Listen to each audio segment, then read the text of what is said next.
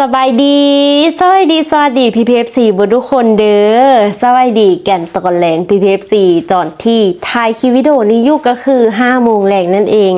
ซึ่งน้องลีได้รับเรื่องราวนี้จาก FC สักประมาณมื้อวานนี้น้องลีเองก็เลยโอเคสุดคิดขึ้นมาได้ว่าน้องลีลืมเฮ็ดคลิปอันนี้ไป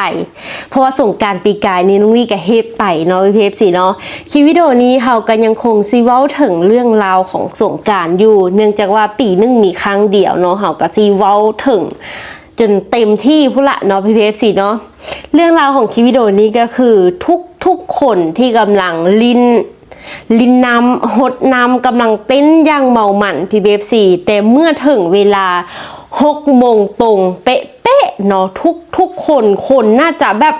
ระดับ10,000 คนน่ะไทยน้องลี่เดานะน้องลี่เองก็บ่ฮู้ดอกว่าจักคนระดับ10,000 คนที่บอกตามที่เห็นอยู่ในวิดีโอแบบคร่าวๆค่ะนะพร้อมกันยืนหยุดนิ่งเพลงมอดแล้วก็เปิดเพลงซาดขึ้นมาทุกคนยืนหยุดนิ่งโดยบ่ได้นัดหมายกัน PPFC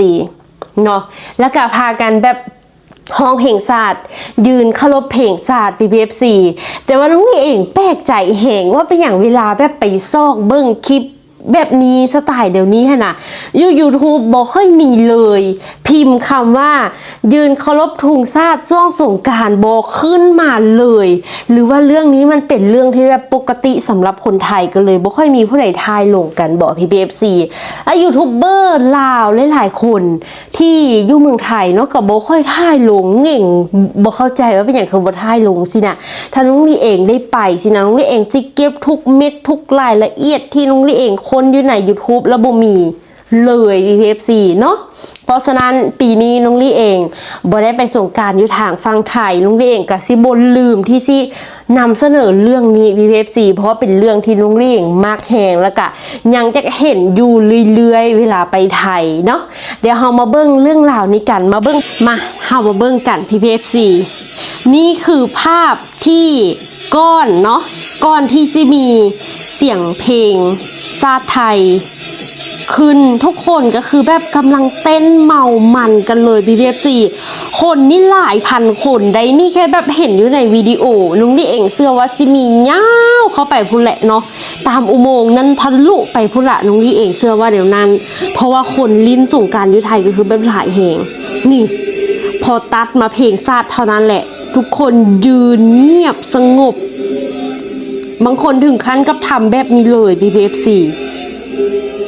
อ๋อนี่คือแบบเป็นภาพที่สวยงามเป็นภาพที่น่าประทับใจเป็นภาพที่แบบ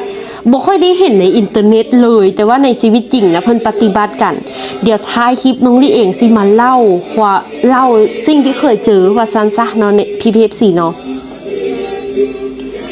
ป๊าดดิโตความหักซาดของแท้ถูแล้วมันอยู่นี้เลยเนาะ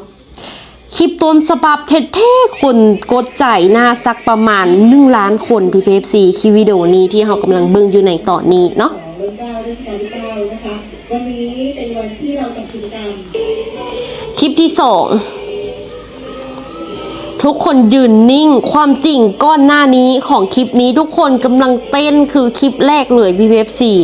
วัยรุ่นนะเนาะเต้นช่วงสงกรานต์ก็คือแบบสนุกสนานพุ่นนะปั๊บแต่เพลงจบทุกคนก็คือแบบเต้นพร้อมกันโดยบ่ได้นัดหมายเลยยืนก็คือกันทุกคนยืนโดยบ่ได้นัดหมายนี่แต่ว่าน้องลี่เองกะบ่แน่ใจว่าต้องไปอยู่เขตใดเนาะจึงสิได้เห็นภาพแบบนี้ PPFC นี่หลังจากจบทุกคนก็เต้นกันเมามันโดยบ่ได้นัดหมายกันเลยเนาะมันเป็นสัญชาตญาณมันเป็นแบบอยู่ในใจแท้ๆอันนี้นะเนาะ PPFC เป็นยังไงกันเด้ PPFC ที่เป็นคนไทยได้เห็นคลิปวิดีโอนี้แล้วรู้สึกซื่นใจกันบ่วัยรุ่นทั้งเด็กทั้งผู้ใหญ่ทั้งวัยรุ่นสินะเมื่อลิ้นจนม่วนจนเมาบางคนก็เมาไปได้แล้วเนาะเพราะว่าช่วงเทศกาลผู้ใดก็แบบเป็นช่วงที่แบบพักผ่อนหยุดงานสินะเนาะทุกคนก็น่าจะเมาบางคนก็ลิ้นจนม่วนสินะแต่ก็บ่ลืมที่สิแบบยืนเคารพถ้าหากได้ยินเสียงเพลงสินะ PPFC ซึ่งน้องนี่เองได้ไปอ่านเบิ่งคอมเมนต์ PPFC บางคนเพิ่นบอกว่าถ้าผมอยู่ตรงนั้นคือน้ำตาไหลเลยนะเป็นคนที่อ่อนไหวกับเรื่องรักชาติและสถาบันมากๆครับวสัน PPFC เนาะคอมเมนต์นี้เพิ่นบอกว่าประเทศไทยเป็นประเทศที่น่ารักและรักชาติมากๆวสันเนาะคอมเมนต์นี้เพิ่นบอกว่าด้านหน้ามีแอบร้องตามด้วยแม่นุ้งลี่เองเคยกระหลายเทื่อเติบแล้วที่เห็นคนไทยเพิ่นยืนเคารพธงเนาะบางคนก็แบบร้องตามแท้ยิ่งเป็นเพลงสรรเสริญพระบารมีหลายคนร้องตามเนาะคอมเมนต์นี้เพิ่นบอกว่าน่ารักดีคอมเมนต์นี้เพิ่นบอกว่าเปลี่ยนเป็นคนละคนใน1 วิแม่นเลย PPFC คำนี้ก็คือบ่เกินจริงเลยคอมเมนต์นี้เพิ่นบอกว่าโอ้น่ารักที่สุดเธอมันเลิศประสัน PPFC อันนี้เลิศแท้เนาะ PPFC เนาะเลิศแท้คอมเมนต์นี้เพิ่นบอกว่าผมว่าวัยรุ่น 6-7 คนที่ยืนเงียบๆน่าจะไม่ใช่คนไทยว่าซั่นเนาะบางคนก็บ่แม่นคนไทยที่แบบมาเที่ยวแล้วมาเที่ยวแล้วมาเจอแบบนี้เพิ่นเห็นแบบคนส่วนหลายยืนเพิ่นก็ยืนไปนำบางคนที่แบบบ่ฮู้หั่นน่ะเนาะบัดนี้น้องลี่เองสิมาเล่าถึงประสบการณ์ครั้งแรก PPFC ที่ได้เห็นคนไทยเพิ่นยืนเคารพธงชาติเห็นเพิ่นยืนเคารพธงชาติช่วงสงกรานต์แต่บ่ได้ถึงขั้นว่าเห็นชัดเจนแบบนี้ได้ PPFC เนาะบ่ได้เห็นถึงขั้นชัดเจนแบบนี้พอสถานที่ที่น้องลี่เองไปก็คือเป็นวัดพระไสยวัดโพนพิสัยอยู่ที่หนองคายเนาะเป็นสถานที่ที่แบบทุกคนไปส่งน้ำพระไปขอพรไปแห่หลวงพ่อพระไสยสินะคนไปส่วนหลายก็บ่ได้ไปเต้นเพลงสินะมันก็เลยว่าบ่ได้เห็นชัดเจนขนาดนี้เนาะแต่ลุงเลี้ยงก็เห็นเนาะว่าโอ้ช่วงสงกรานต์เพิ่นกะยืนสินะเป็นครั้งแรกแต่น้องลี่เองโบแน่ใจว่าเป็น6 โมงแลงโบเพราะว่าเป็นยังสวยอยู่เด้ณตอนนั้นน้องลี่เองก็เลยอยากสอบถามว่าถ้านอกจาก8 โมงเช้ากับ6 โมงแลงเพิ่นสิเปิดช่วงอื่นอีกบ่ PPFC เนาะเพราะว่าน้องลี่เองจื้อว่าโบเม่น6 โมงน่าจะโบเม่น6 โมงเพราะยังสวยแห้ง PPFC ยังสวยแบบตะเวนยังท่วมหัวอยู่ยังเพียงหัวอยู่สินะแล้วก็ยังเป็นโมงที่เพิ่นกำลังแห่หลวงพ่อพระไสยออมวัด3 รอบสินะนุ้งลี่เองกำลังเล่นถ่ายคลิปแล้วยู่เห็นทุกคนหยุดสินะนุ้งลี่เองก็เลยโอ้เพิ่นยืนเคารพธงชาติจันเดยืนเคารพเพลงชาติจันเดเนาะก็เลยอยากถาม PPFC ว่า